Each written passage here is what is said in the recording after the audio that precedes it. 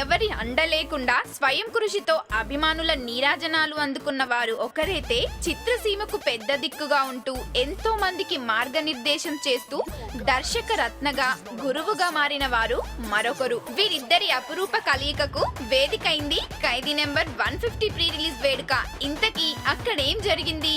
ఖైదీ number 150 సినిమాకు makeup వేసుకునే మధ్య సమయం క్షణంలో గడిచిపోయిందని చిరంజీవి అన్నారు.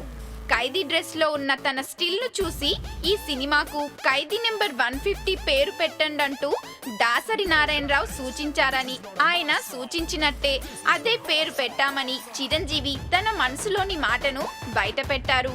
ఈ పేరు సూచించినందుకు ఆయనకు ధన్యవాదాలని చెప్పారు.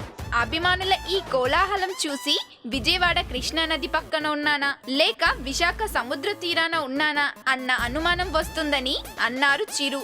మొన్నటి వరకు ఎడముఖం పెడముఖంగా ఉన్న దాసరి, చిరంజీవి ఇలా కలిసిపోవడం సినీ పరిశ్రమకు ఎంతో మేలని చిత్రసీమ వర్గాలు ఆనందం వ్యక్తం చేస్తున్నాయి.